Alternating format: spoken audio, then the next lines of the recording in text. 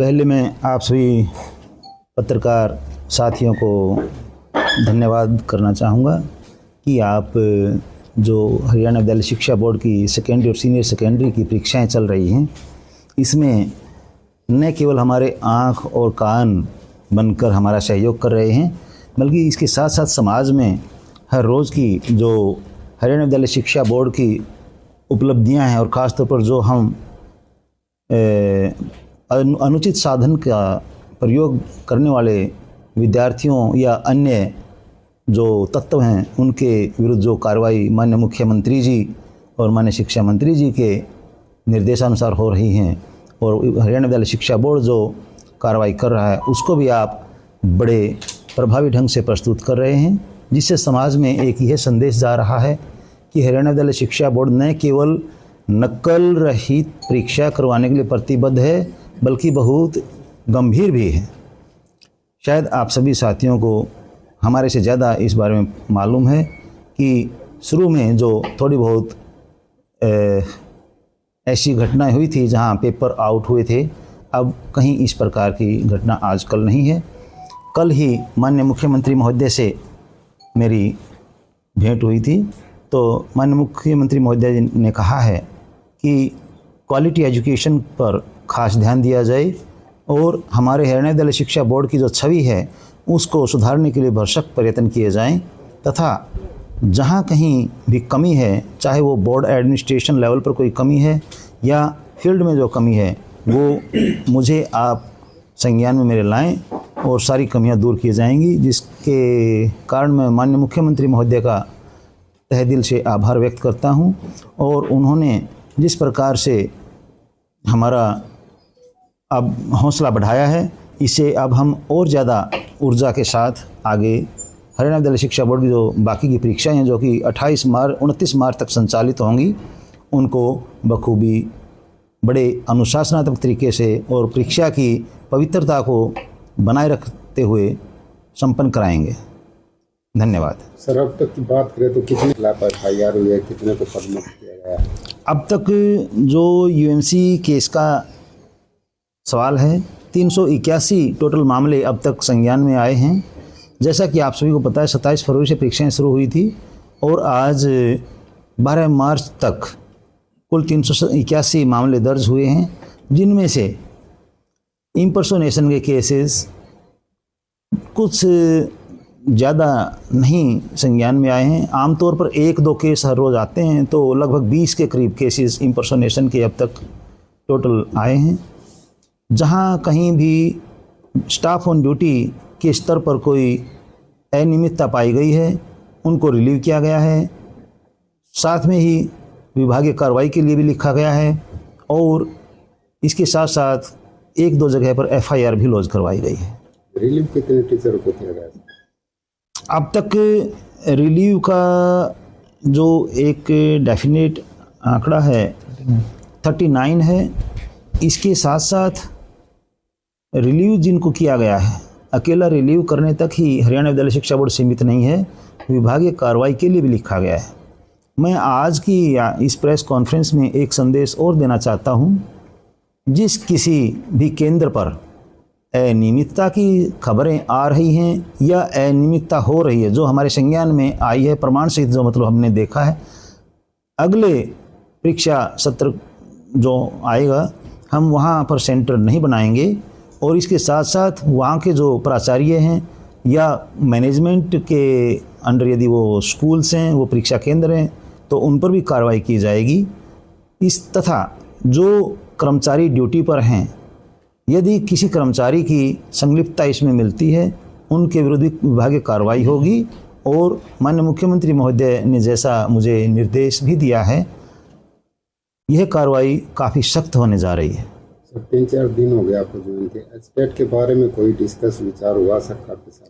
देखिए, अभी हमारा जो कंसंट्रेशन है वो सेकेंडरी और सीनियर सेकेंडरी परीक्षाओं पर है। साथ साथ जो एस्टेट से संबंधित हमारा अलग से हरियाणा विद्यालय शिक्षा बोर्ड का जो विभाग है वो कार्य कर रहा है और जल्दी ही इसके बारे में हम निर्णय लेंगे। उससे पहले एक बार हम अपने उच्च अधिकारियों और माननीय मुख्यमंत्री महोदय से, शिक्षा मंत्री महोदय से भी इस बारे में विचार विमर्श करेंगे और जैसे वहाँ से निर्देश प्राप्त होंगे उसके अनुसार फैसला लिया जाएगा। सर 9 परीक्षा केंद्रों को रद्द किया गया है, तो उन पे कब परीक्षा रहेगी, क्या शेड्यूलिंग रहेगी? ये एक आम रूटीन का सिस्टम, जैसे आप सभी को पता है कि बीच में कोई दूसरी परीक्षा को डिस्टर्ब करते हुए ऐसी परीक्षा नहीं करवाई जा सकती है। जैसे ही ये हमारी परीक्षाएं 29 मार्च को ख़त्म हो जाएंगी सीनियर सेकेंडरी स्तर की, उसके बाद सीनियर सेकेंडरी की जो परीक्षा रद्द हुई है उसका हम शेड्यूल अलग से जारी करेंगे, जो कि लगातार ही होंगे, ज़्यादा गैप बीच में नहीं होगा। इसी प्रकार सेकेंडरी स्तर की जो परीक्षाएं हैं जहाँ कहीं रद्द हुई हैं वो 19 मार्च के जैसे आखिरी परीक्षा हमारी है, उसके बाद वो नया जो शेड्यूल है रद्द हुई परीक्षाओं का वो जारी कर दिया जाएगा, जो कि आमतौर पर डिस्ट्रिक्ट हेडक्वार्टर पर होगा। सर तुलनात्मक तौर पे देखें 381 मामले जो है दर्ज किए गए हैं, पिछले वर्षों के तुलनात्मक तौर पर कितना आप इसमें कोई इजाफा हुआ या कमी आई है, क्या मानते हैं? देखिए, इसमें काफ़ी कमी आई है और कमी का मुख्य कारण जहाँ तक मुझे लगता है वो है हमारे माननीय मुख्यमंत्री जी का जो निर्देशन है, जो उनका परीक्षाओं के प्रति एक वचनबद्धता है, वह मुख्य इसमें मैं कारण मानता हूँ। सर टोटल FIR कितनी हुई है प्रदेश में? अब तक टोटल प्रतिरूपण के केस 12 मिले हैं जिनके अगेंस्ट FIR हुई हैं।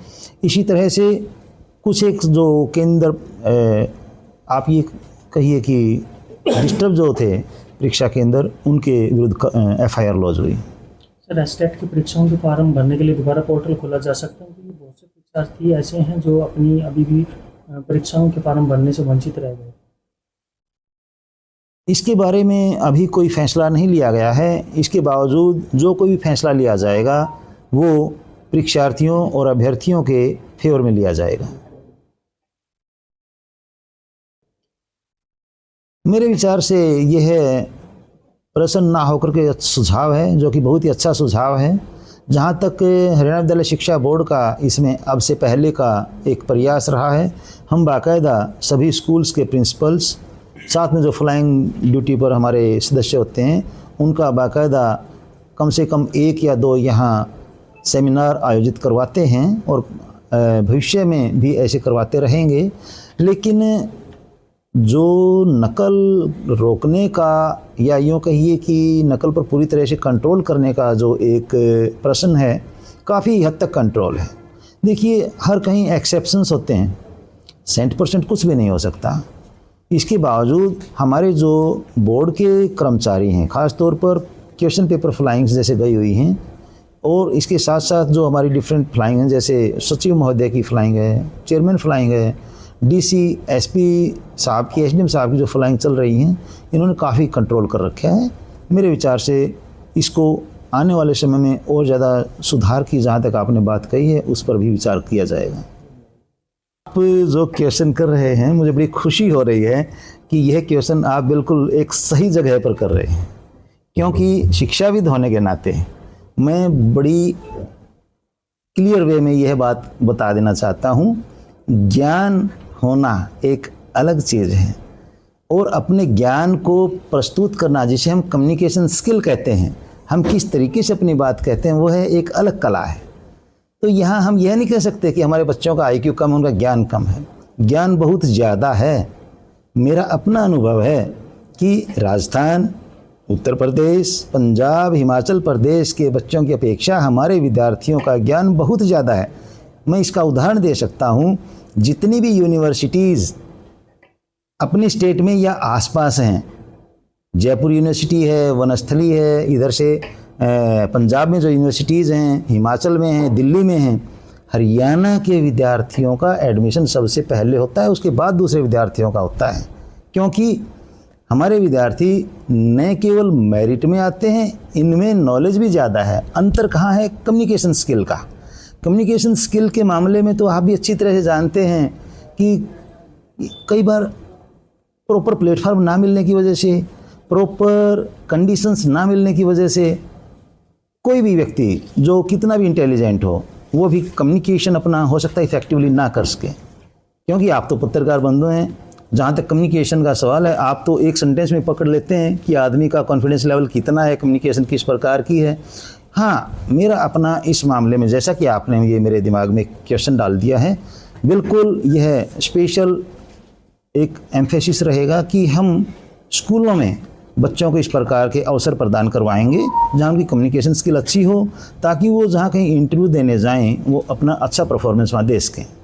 मैं बताना चाहूँगा कि प्रारंभिक तौर पर कुछ ऐसी घटनाएं हुई, उसके बाद हरियाणा विद्यालय शिक्षा बोर्ड ने, जिला प्रशासन ने, पुलिस ने, अध्यापकों ने और सभी ने मिलजुल कर काफ़ी अच्छा कार्य किया, मैं माना उसके बाद। और आज की जो वर्तमान वस्तु स्थिति है उसमें यूएमसी के लगभग 381 केस बनाए गए हैं और 39 ऐसे हमारे जो बोर्ड के जो हमारे परीक्षा केंद्र थे, तो उसमें जो अधिकारी और कर्मचारी अध्यापक हैं जो कार्यरत थे, तो 39 ऐसे हैं जिनके विरुद्ध विभागीय कार्रवाई के लिए लिखा गया है। और इसमें जो एफआईआर लॉन्च की गई हैं वो 65 एफआईआर लॉन्च की गई हैं। और इसमें आज के समय में हमारी 226 फ्लाइंग स्क्वाड कार्यरत हैं और 23 के आसपास हमारी जो रैपिड एक्शन फोर्स है और 3 एसटीएफ हैं। और चेयरमैन साहब के आने के बाद और वाइस चेयरमैन साहब के आने के बाद इसमें और इजाफा हुआ है। जैसे आपने देखा होगा कि चेयरमैन फ्लाइंग है, उन्होंने भी पीछे काफ़ी ताबड़तोड़ ढंग से इसमें जो मामले पकड़े हैं, वाइस चेयरमैन है उनके द्वारा भी कार्रवाई की गई है। तो इसमें आप देखते हैं कि लगातार हमारे जो secretary board of school education Haryana की जो टीम है उन द्वारा भी लगातार ताबड़तोड़ सीरीज़ में, चेन में जो ये कार्रवाई की गई है। सबसे पहले तो मैं बताना चाहूँगा कि secretary board of school education Haryana की जो टीम थी उसके द्वारा 5 मार्च को चांग में जो इसमें पाया गया कि परीक्षाएं हैं उसमें मास लेवल पे कॉपिंग हुई है और उसके कारण क्या कि उस दिवस की 5 तारीख की सभी परीक्षाएं रद्द कर दी गई थी और सारे स्टाफ को तुरंत प्रभाव से उसको बदल दिया गया था। उसके बाद देखेंगे एक सीरीज़ है, हमने कोई भी दिन ऐसा नहीं है जिसकी कार्रवाई नहीं की और एक हमने समाज को ये संदेश देने का काम किया। 7 तारीख को इसी फ्लाइंग ने शामड़ी गोहाना में 7 मार्च को देखा कि हमने सिर्फ परीक्षा केंद्र पर ही नकल को नहीं पकड़ा, हमने कहा कि परीक्षा केंद्र में हम किसी कीमत पर नकल नहीं होने देंगे, परीक्षा के बाहर भीड़ नहीं होने देंगे और परीक्षा केंद्र के बाहर कहीं पर भी कोई भी व्यक्ति है, कोई भी आदमी है, कोई भी एकेडमी है, कोई भी व्यक्ति है, कोई भी महिला है, कोई भी पुरुष है, वो चाहे घर में बैठकर भी कुछ ऐसी कोशिश कर रहा है, नकल करवाने की कोशिश कर रहा है, हम उसके घर तक जाकर हमने उनको पकड़ा, हमारी टीम ने उनको पकड़ा, उनकी मोबाइल है, नोटबुक है, उसको बरामद किया और उनके विरुद्ध एफआईआर नंबर 78 शामड़ी में, उसमें गोहाना में हमने इसकी दर्ज करवाई। तुरंत प्रभाव से एसडीएम है उनको मौके पर भेजा, एसीपी तुरंत वहाँ गए, एसएचओ तुरंत वहाँ गए। हमने कहा नहीं, परीक्षा केंद्र के अंदर नहीं, परीक्षा केंद्र के बाहर नहीं, किसी भी स्थान पर जहाँ भी होगा हम वहाँ पर जाकर कार्रवाई करेंगे। और इसी सीरीज में आप देखते हैं कि 11 तारीख को कलपुगथला में जो गन्नौर में सोनीपत जिले में 4 व्यक्तियों के पास उनके मोबाइल और पर्चियाँ बरामद की गई थी और उसको पुलिस को सुपुर्द किया गया और कल रात को हमने 0081 नंबर एफआईआर उसमें दर्ज की गई है। तो मैं फिर ये कहना चाहूँगा कि हम ये इस बात का हमें दृढ़ निश्चय है, बोर्ड का दृढ़ निश्चय है कि बिल्कुल नकल रहित हम इसको परीक्षा को सुनिश्चित करेंगे, बाहर कोई भीड़ नहीं होने देंगे। परीक्षा केंद्र के अंदर तो हम कार्रवाई करेंगे ही करेंगे, परीक्षा केंद्र के बाहर हरियाणा के किसी भी कोने में कहीं भी कोई नकल को बढ़ावा देने का जो प्रयास करेगा, कोशिश करेगा, हम उसकी कोशिश को कामयाब नहीं होने देंगे। क्योंकि ये जो बुराई है ये कहीं ना कहीं हमारी सामाजिक बुराई है, हमारे बच्चों के भविष्य से जुड़ी हुई बात है ये। जैसा कि भी आपने प्रश्न पूछा कि बच्चों की जो क्वालिटी एजुकेशन की बात है, तो मैं हमारे जो बच्चों की शिक्षा से जुड़ा हुआ मसला है, हमारे राज्य के भविष्य से जुड़ा हुआ मसला है और ये राज्य स्तर का नहीं, राष्ट्रीय स्तर का है। क्योंकि आप देखते हैं कि कंपटीशन का ज़माना है, अगर हमारे बच्चों के पास क्वालिटी एजुकेशन होगी, अच्छी शिक्षा होगी, तभी वो compete कर पाएंगे। इसमें ये बोर्ड की जो डे टू डे प्रक्रिया उसी का ही हिस्सा है। उसमें जो सब्जेक्ट मैटर स्पेशलिस्ट हैं वो रिपोर्ट देते हैं कि इसमें से सिलेबस से आया तो कितना आया, उसमें कठिनता का स्तर क्या था, ग्रेस मार्क्स दिए जाने हैं तो कितने दिए जाने हैं, किस स्तर तक दिए जाने हैं, किन विद्यार्थियों को दिए जाने हैं। तो ये जो इसका प्रोसेस चल रहा है, ये प्रक्रिया चल रही है, इसका एनालिसिस चल रहा है।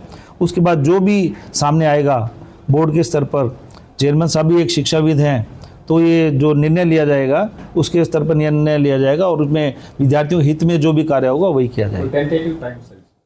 इसमें जो प्रक्रिया का हिस्सा है, तो इसमें एक प्रक्रिया है, प्रक्रिया के निर्धारित अवधि है, उस अवधि के दौरान लिया जाएगा, उसके बाद आपको अवगत कराया जाएगा। अध्यक्ष सचिव की फ्लाइंग, बोर्ड की फ्लाइंग है और board of school education Haryana, हम कह रहे हैं कि हरियाणा विद्यालय शिक्षा बोर्ड की बात करते हैं।